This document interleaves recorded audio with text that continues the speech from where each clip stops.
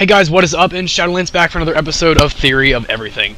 Today I wanted to cover a topic that I've actually been asked a lot of times, a lot by my brother too. He always asks me, why do I listen to my death metal so loudly? Why do I listen to my music at such high volumes?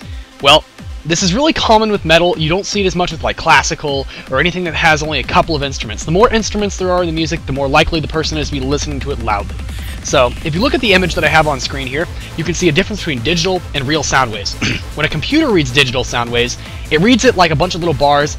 Like if you ever go into software like Sony Vegas or Audacity, Audacity is a free software, you can go check it out, try recording something, and then looking at it, it looks like a bunch of perfectly straight lines all mashed together.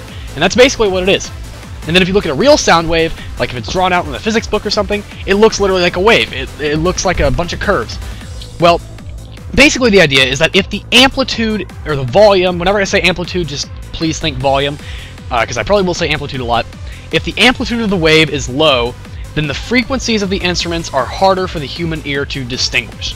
So basically that's saying that the frequencies are basically the different instruments. Each instrument's going to make a different frequency, and it's going to have a set range of frequencies because that's going to be the sounds that it can make, all the different sounds the instrument can make. And it's harder for the human ear to pick out those different instruments if they're all going at once. So if you turn up the volume, the differences in the amplitudes of each individual instrument, the difference in the volumes, is greater, and that makes it easier to pick out. So the softer sounds are easier to pick out from the louder sounds, and that makes each instrument, each frequency, easier to pick out and distinguish from each other. So for example, if you look down below, you can see sound level 1. Say there's instrument 1 and 2, I have them labeled down there. Instruments 1 and 2. 1 is making a bunch of soft sounds, and 2 is making a bunch of loud sounds. So let's say the difference between how loud instrument 1 and instrument 2 are is X amount. And now if you look on the right hand side, off to the right of that, you can see level 2.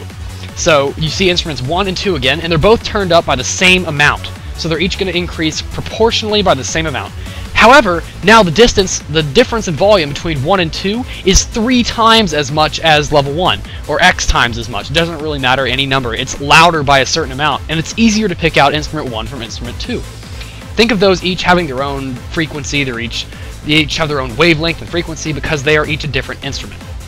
Now, it's really common with metal, and it's really common with a lot of things because the more instruments there are, the harder it is for the human ear to distinguish one instrument from another. So if you have 2 different instruments going at the same time, very, very loudly, it's easier to pick them out because the amplitudes, the volumes are different, and it makes it easier to pick out frequencies.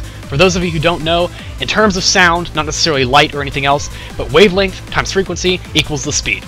And the speed is going to be, well, that speed is going to be able to distinguish sound. It's what makes sound different. Now the base speed of sound through a vacuum, well, not a vacuum, but in a place with just air, is 343 meters per second. I do believe I may be off a bit on that.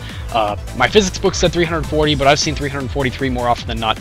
But that's just basically the kind of idea of how sound, waves, frequencies, amplitudes, all this physical knowledge, all these physical terms that you guys may or may not know fit together. And that's basically how people listen to music loudly, whether they know it or not. That's the reason behind it, for the most part, unless you're weird, in which case you probably have another reason, and you probably shouldn't be watching this, you'd be visiting a doctor about now. But thank you guys for watching this. That's about all I really have to say on this topic. Thank you for watching. Please rate, comment, subscribe, get your friends to check out this video and all my other videos, and tell them all to make 30 channels and subscribe to me, because that'd be awesome. I'm kidding, don't really do that. It's a huge waste of time. Go watch more videos, it's a better waste of time. And I will see you guys in the next video. Shadowlands out.